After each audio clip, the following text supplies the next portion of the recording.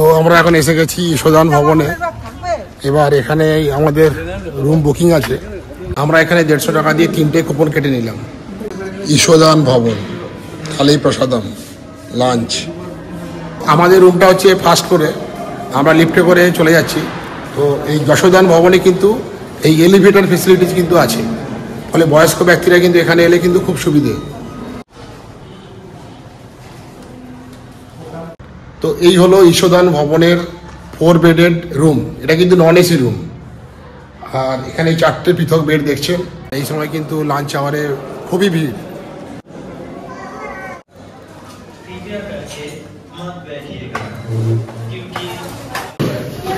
সব কিছু কিন্তু নিরামিষ এখানে, আর দুর্দান্ত একটা নিরামিষ লাঞ্চ হবে, দারুণ ব্যাপার।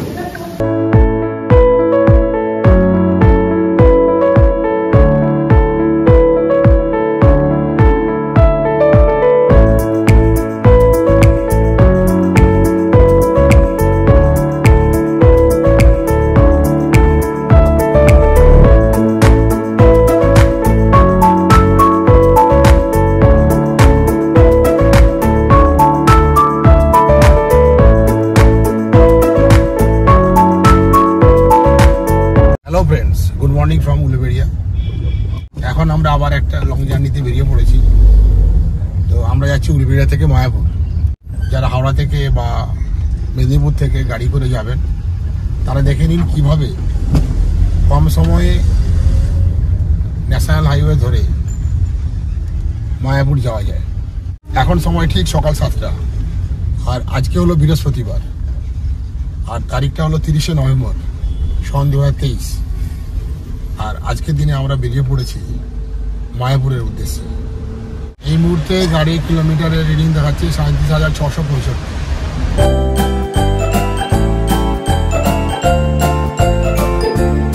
NH-19 বা দুর্গাপুর এক্সপ্রেসওয়ে বা দিল্লি কলকাতা হাইওয়ে থেকে ডান দিকে টার্ন নিয়ে আমরা চলে এলাম দিল্লি রোডে। আমরা এখন NH-19 ক্রস করে দিল্লি রোডে উঠে পড়লাম। ওই দেখুন বাম দিকে কলকাতা দিল্লি ন্যাশনাল হাইওয়ে, যেটির নাম্বারিং হলো NH-19। এটি দুর্গাপুর এক্সপ্রেসওয়ে নামেও কিন্তু পরিচিত। সে যাই হোক, আমরা দারুণ এবং উন্মুক্ত দিল্লি রোডে উঠে পড়লাম।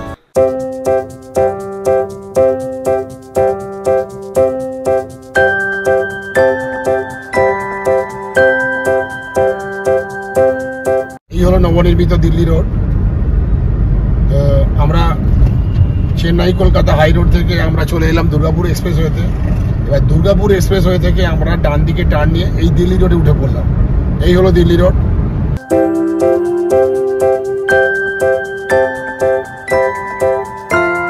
এই রাস্তা দিয়ে ড্রাইভ করে গেলে পৌঁছে যেতে পারবেন বর্ধমান, মগরা, বৈদ্যবাটি। আমরা প্রকৃতপক্ষে এই দিল্লি রোড থেকে আবার ডান দিকে টার্ন নেব মগরা ফ্লাইওভার হয়ে।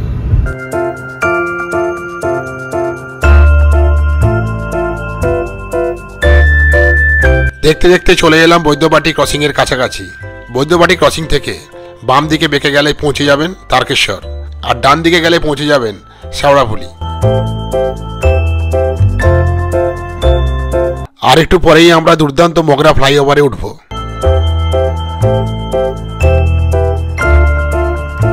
ওই দেখুন দূরে দেখা যাচ্ছে মগরা ফ্লাইওভার। এটি এখন হুগলি জেলার গর্ব। এই মগরা ফ্লাইওভারটি প্রকৃতপক্ষে সংযুক্ত করেছে 3টি প্রধান রোডকে। একটি হলো এই দিল্লি রোড, অপরটি হলো জিটি রোড বা গ্র্যান্ড ট্যাঙ্ক রোড, আরেকটি রোড হলো স্টেট হাইওয়ে 6। এটির নাম হলো STKK রোড। সম্পূর্ণ নাম হলো সপ্তগ্রাম ত্রিবেণী কালনা কাটোয়া রোড।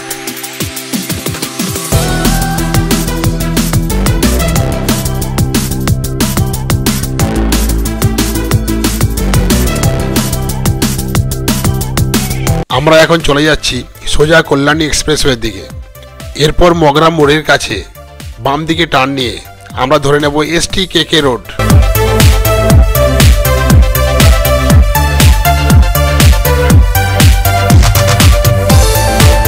মগরা রেলওয়ে স্টেশনের কাছেই হাওড়া বর্ধমান মেন লাইনের উপর এই মগরা রেলওয়ে ওভারব্রিজটি তৈরি করা হয়েছে। এটি প্রকৃতপক্ষে জিটি রোডের যে 13 নম্বর রেলগেটটি আছে তার উপরেই কিন্তু অবস্থিত।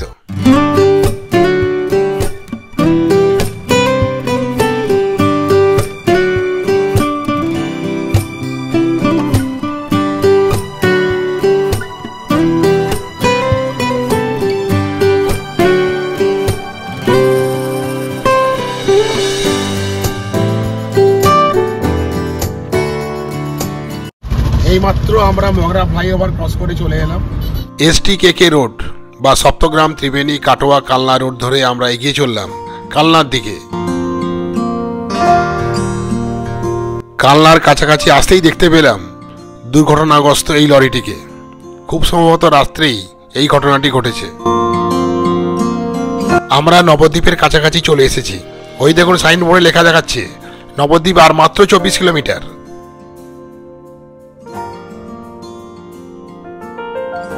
ওই দেখুন দূরে দেখা যাচ্ছে গৌরাঙ্গ সেতু, যেটি নবদ্বীপ ব্রিজ নামে বেশি পরিচিত।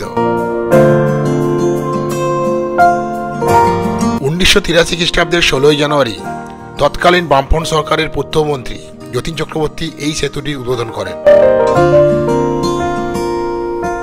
ভাগীরথী বা গঙ্গা নদীর উপর নির্মিত এই গৌরাঙ্গ সেতু নবদ্বীপ শহর এবং কৃষ্ণনগর শহরের মধ্যে অত্যন্ত গুরুত্বপূর্ণভাবে সংযোগ রক্ষা করে চলেছে।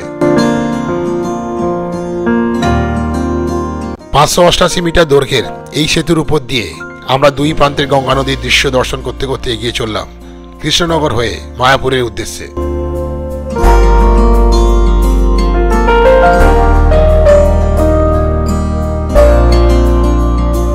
গৌরাঙ্গ সেতু অতিক্রম করার পরেই চোখে পড়ল উপরে সাইনবোর্ড, যেখানে লেখা আছে কলকাতা 114 কিলোমিটার।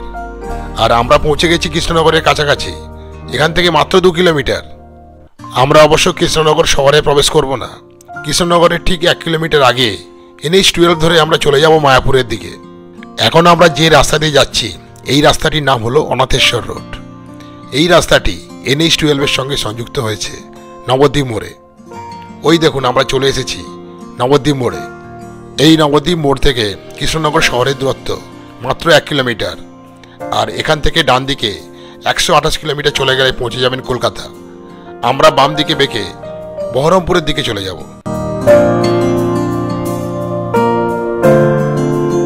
এইভাবেই আমরা উঠে পড়লাম নবনির্মিত NH-12 এ। এই NH-12 মালদা বাইপাস রায়গঞ্জের পাশ দিয়ে চলে গেছে ডালখোলা পর্যন্ত। এই NH-12 ডালখোলাতে গিয়ে যুক্ত হয়েছে NH-27 এর সঙ্গে। তারপর আপনি NH-27 ধরে পৌঁছে যেতে পারবেন শিলিগুড়ি পর্যন্ত। এখনও NH-12 কনস্ট্রাকশনের কাজ চলছে। আশা করা যায় আর কয়েক বছরের মধ্যেই সম্পূর্ণভাবে রেডি হয়ে যাবে।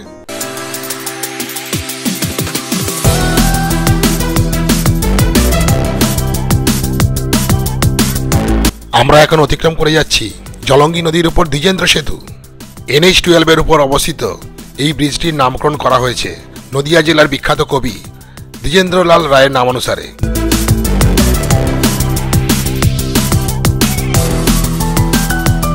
NH-12 এর এদিকের কাজটি সম্পূর্ণ হয়ে গেছে, তাই রাস্তা হয়ে উঠেছে দুর্দান্ত, এক কথায় ফটোজেনিক। এরকম রাস্তা তো গাড়ি চালিয়ে আনন্দ।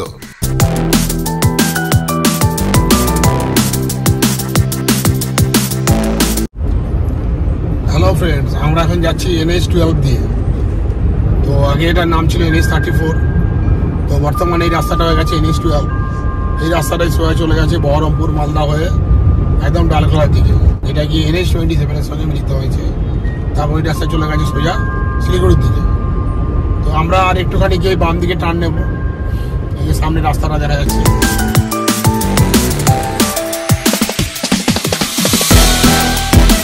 ওই দেখুন একটু দূরেই দেখা যাচ্ছে মায়াপুর মোড়। এই মায়াপুর মোড় থেকে Dalkhola 336 kilometre, Malda 210 kilometre, Baharampur 84 kilometre. আমরা পৌঁছে গেলাম মায়াপুর মোড়ে। এবার আমরা NH-12 থেকে বাম দিকে টার্ন নিয়ে চলে যাব সোজা মায়াপুর ইস্কনে।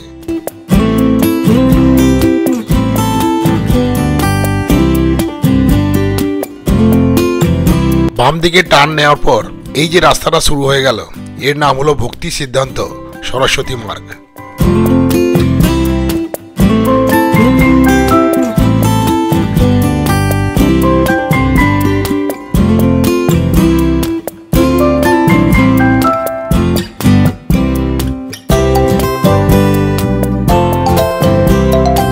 এই রাস্তার পাশেই বিভিন্ন বিখ্যাত গৌড়ীয় মঠ আছে, যেগুলি আপনি মায়াপুর থেকে টোটো বা অটো ভাড়া করে দেখে নিতে পারবেন।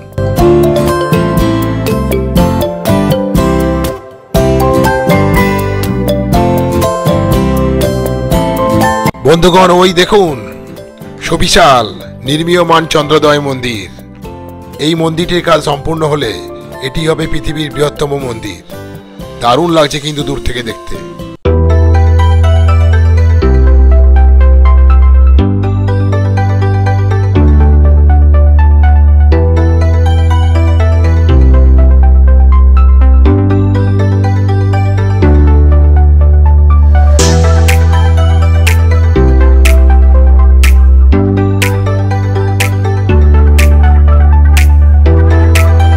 অবশেষে আমরা পৌঁছে গেলাম মায়াপুর ইস্কনের প্রবেশদ্বারে। এই প্রধান রাস্তা অর্থাৎ সরস্বতী মার্গ থেকে বাম দিকে টার্ন নিয়ে আমরা চলে যাব সোজা ঈশ্বরধাম ভবনে। ওখানেই আমাদের রুম বুক করা আছে।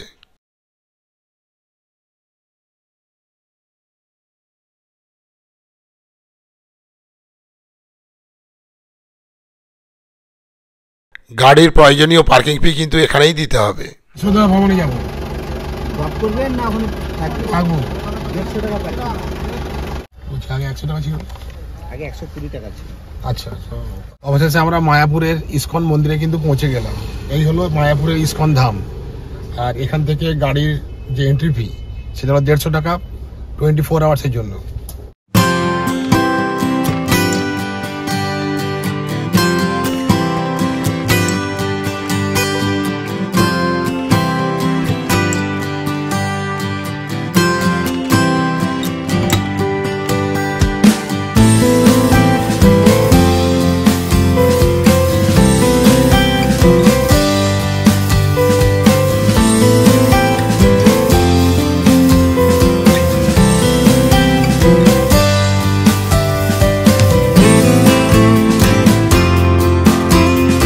চারিদিকের সুন্দর একটা প্রাকৃতিক পরিবেশের মধ্য দিয়ে আমরা এগিয়ে চললাম ঈশ্বরধাম ভবনের দিকে।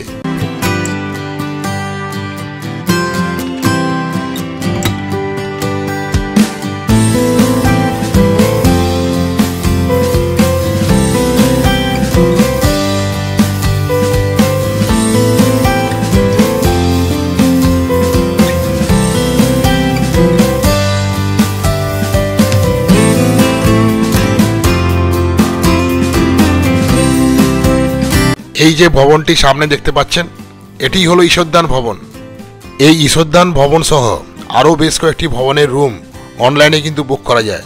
কিভাবে করবেন তা আমি পরে দেখিয়ে দিচ্ছি। এই ঈশ্বরধাম ভবনের রুম বুক করলে এখানে কিন্তু কার পার্কিংয়ের সুবিধাটা পাবেন। এই ঈশ্বরধাম ভবনের পাশেই আছে বেশ বড় পার্কিং এরিয়া। মায়াপুরের ইস্কন ধামে পৌঁছে গেলাম। আর এখন 12টা বাজে ঠিক 5 মিনিট বাকি।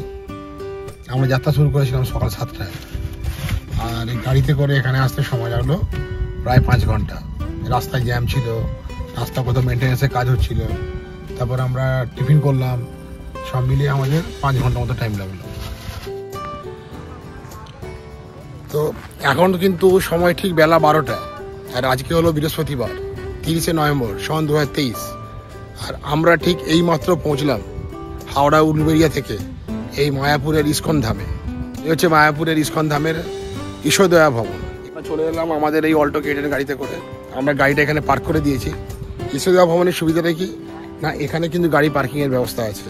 যখন আমরা মায়াপুরের ইস্কন ধামের গেট দিয়ে যখন প্রবেশ করলাম, তখন ওই গেটেই কিন্তু এরা কার পার্কিংয়ের এন্ট্রি ফি কিন্তু নিয়ে নিয়েছে।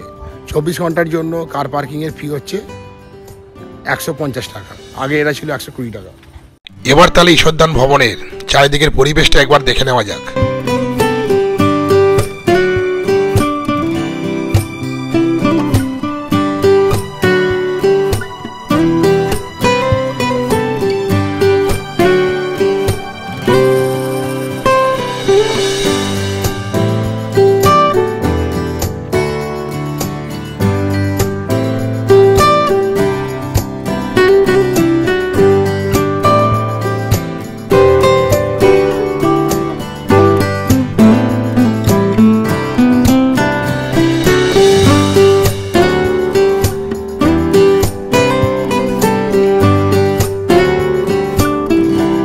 এবার এখানে আমাদের রুম বুকিং আছে। আমরা আগেই এখানে বুকিং করে রেখেছিলাম অনলাইনে।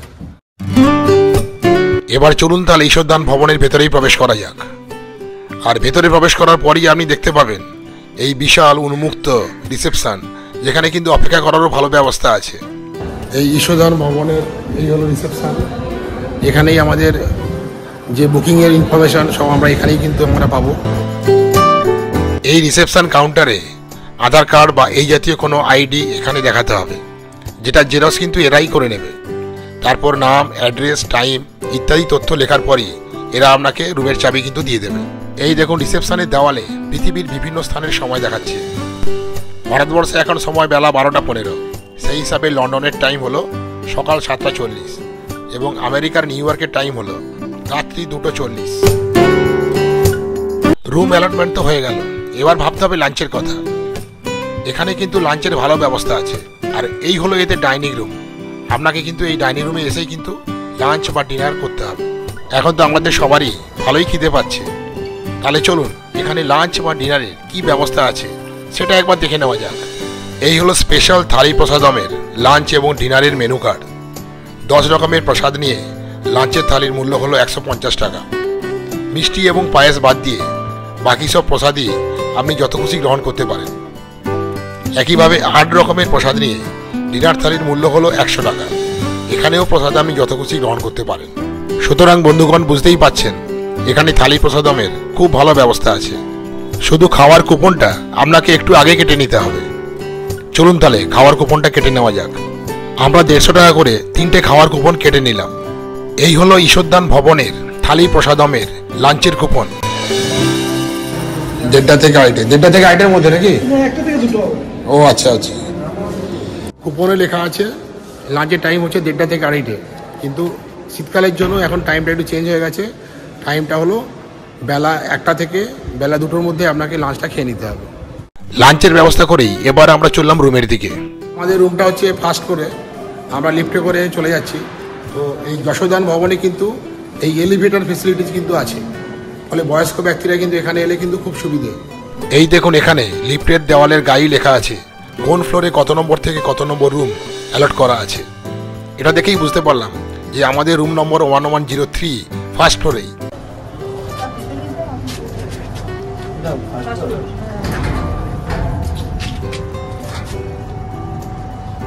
লিফটে উঠলে হরে কৃষ্ণ বলো, হরে কৃষ্ণ হরে কৃষ্ণ।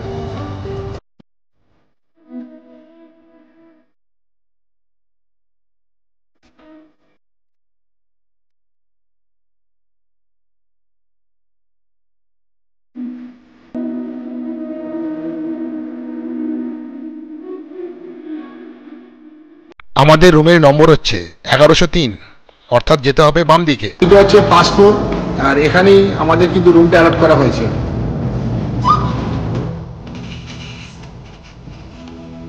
চারিদিকে পরিষ্কার পরিচ্ছন্ন পরিবেশের মধ্যেই চোখে পড়ল শ্রী শ্রী ভগবান বিষ্ণুর সাহিত্য মূর্তি। দারুণ লাগছে কিন্তু। এই হলো রুম নাম্বার 1103। চলুন তাহলে এবার ভেতরে যাওয়া যাক। আমাদের রুম তো আগেই চলে এসেছে। আর দেখুন বড় হল ঘরের মতো প্রশস্ত রুম, 4টি বিছানা খুব আরামদায়কভাবে কিন্তু অ্যালট হয়ে গেছে। পরিষ্কার পরিচ্ছন্নতা নিয়ে প্রশ্ন তোলার কোনো অবকাশই নেই। তো এখানে আমরা 4টি বেড যুক্ত রুম নিয়েছিলাম, আমাদের মারও আসার কথা ছিল, তো শেষ পর্যন্ত আমরা 3 জনে এসেছি। তো এই হলো রুম, 4টি বেড যুক্ত। 4টে বেড মানে 4টে কিন্তু সেপারেট বেড। এই একটা বেড, এই একটা বেড, এই একটা বেড, ওই একটা বেড, 4টে বেড। আচ্ছা, এছাড়া কি আছে দেখছি এখানে, এখানে বড় কিন্তু একটা সুদৃশ্য চেয়ার টেবিল। শ্রী শ্রী হরে কৃষ্ণের প্রভাবিত এই হলো চেয়ার টেবিল। এই হলো টেবিল, এই হলো চেয়ার, দারুণ লাগছে দেখতে। আর এই হলো একটা বড় একটা প্রমাণ সাইজের আয়না। আর এখন তো ঠান্ডার সময়, তাই প্রত্যেকটা মানে বিছানার সঙ্গে দেওয়া আছে তোষক, কম্বল আর বালিশ। খুব ভালো ব্যবস্থা।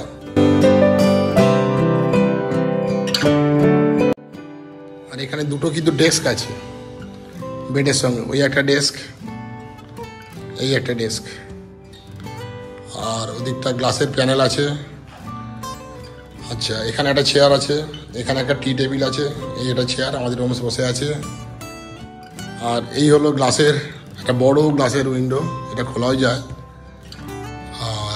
এই হচ্ছে এন্ট্রান্স, যেখান দিয়ে আমরা এলাম। অতএব এখান থেকেও কিন্তু বাইরের দৃশ্য সুন্দর দেখতে পাওয়া যাবে। এখান থেকে প্রেস করে খোলা যাবে। এই যে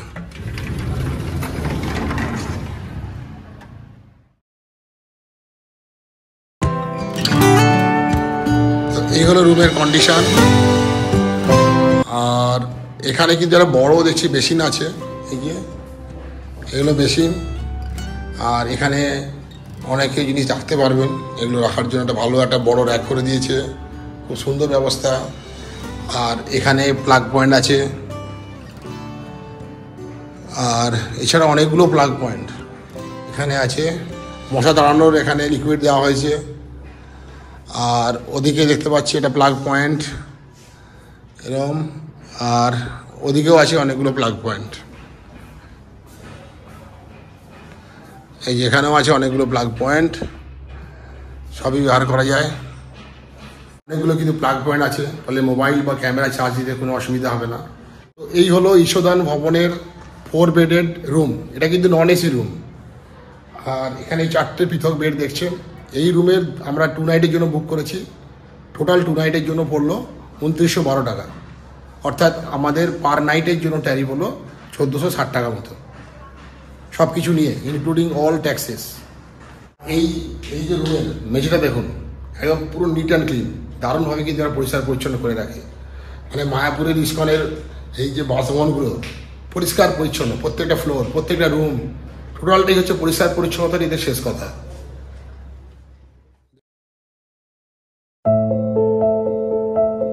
রুমে কিন্তু কোনো এসি নেই বা টিভি নেই আর অন্যান্য কিছু নেই, কিন্তু রুমটা যথেষ্ট বড়। আর 4 জন এখানে আরামসে খোলামেলাভাবে থাকতে পারবে। আর এখানে কিন্তু পিউরিফাইড ওয়াটার দেওয়া হয়েছে, যেটা একটা বড় ব্যাপার। এই যে এখানে আরও একটা ভালো জিনিস হলো, এই দেখুন 10 লিটারের পিউরিফাইড ওয়াটারের একটা জার দিয়ে গেছে, আর তার সঙ্গে দিয়ে গেছে ওয়াটার ডিসপেন্সার ক্যান। এই জল শেষ হয়ে গেলে ওরা আবার কিন্তু জল দিয়ে যাবে। ওই যে দেখুন বেসিনের পাশেই অ্যাটাচ বাথরুমের দরজা। চলুন তাহলে দেখি বাথরুমটা কেমন। রুমের সঙ্গে সাদৃশ্য রেখে বাথরুমটিও কিন্তু দেখুন পরিষ্কার পরিচ্ছন্ন। এই বাথরুমে আছে ইউরোপিয়ান স্টাইলের কোমোড, জানলা আছে, জানলার উপর এক্সজস্টার আছে, আর এদিকের দেওয়ালে আছে ঠান্ডা গরমের কলযুক্ত শাওয়ার। আর দেখুন এখানে কিন্তু গিজার আছে, যেটা এই ঠান্ডাতে দরকার। গিজার নিচে আয়না আছে, আর এখানে বেসিনও আছে একটা। তো এই হলো বাথরুমের কন্ডিশন, খুবই ভালো ব্যবস্থা।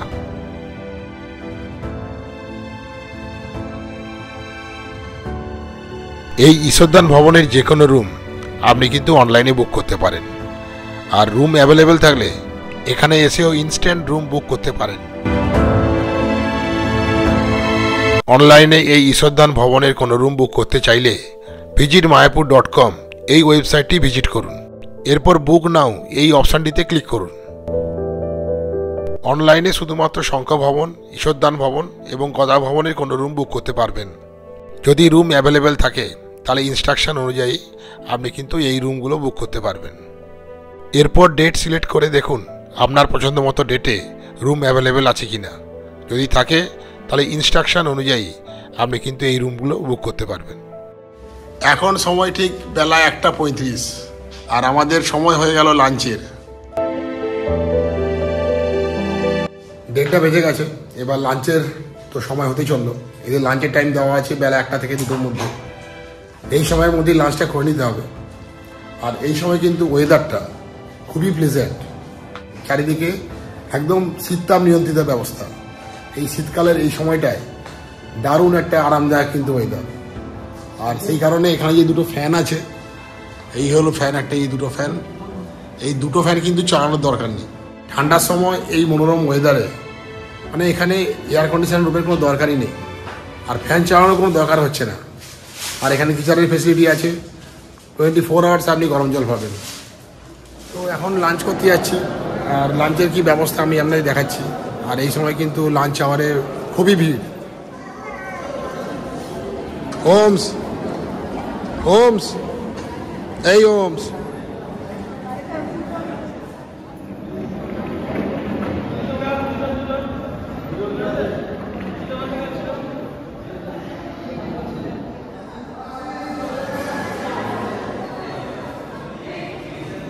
ঈশদান ভবনের ডাইনিং রুমে কিন্তু লম্বা লাইন পড়ে গেছে, আর এখন তো মানে সবারই খিদে পেট চোচো করছে, তাই লাইনে দাঁড়িয়ে কিন্তু খেতে হবে। চলুন গিয়ে লাইনে দাঁড়ানো যাক। এখানে পুরো ব্যাপারটা কিন্তু ডিসিপ্লিন হইতে হয়, একবার লাইন খাওয়া দাওয়া শেষ হবে, একটা করে লাইন ঢোকাবে।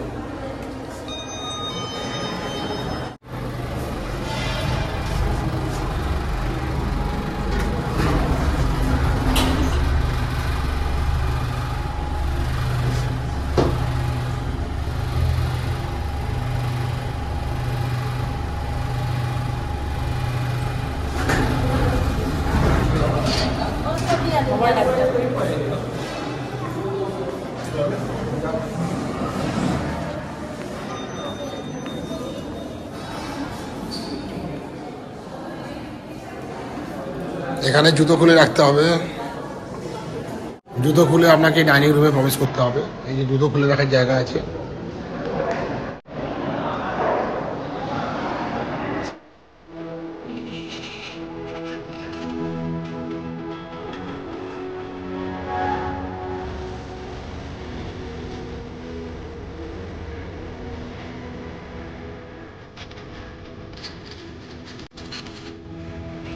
আমার জন্য এখন লাইনে দাঁড়িয়ে আছি, এবার পরপর লাইন দিয়ে ডাইনিং রুমে প্রবেশ করতে হবে।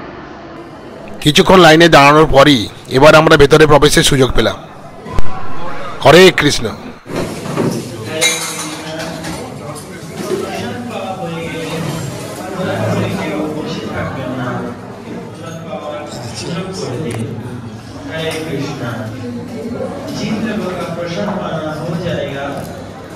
कृपया करके मत बैठिएगा, क्योंकि प्रसाद के लिए और भी आइटम রাইস, রুটি, हरे कृष्णा দিয়েছে বেগুনি, ডাল, সবজি। এটা হচ্ছে, এটা কি সবজি? পনির, চাটনি, পায়েস, কালো জাম, স্যালাড। বাড়ি একই সিস্টেম।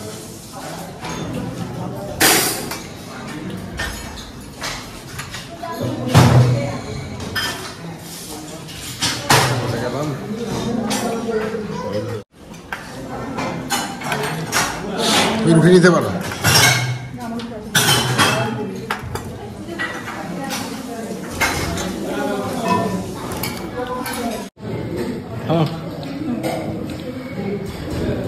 খুব টেস্টি খাবার, সব কিছু কিন্তু নিরামিষ এখানে, আর দুর্দান্ত একটা নিরামিষ লাঞ্চ হবে, দারুণ ব্যাপার।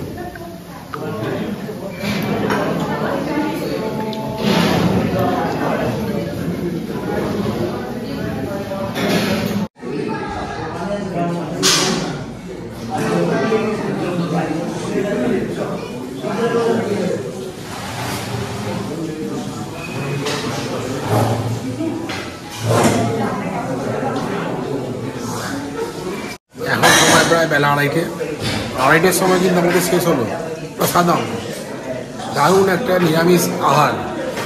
এটা কিন্তু লাঞ্চের সময় মাত্র 150 টাকার বিনিময়ে যত ইচ্ছা আপনি পেট করতে পারেন, দারুণ একটা ব্যবস্থা। এই মাত্র কিন্তু আমাদের এই ঈশদান ভবনে লাঞ্চ শেষ হলো।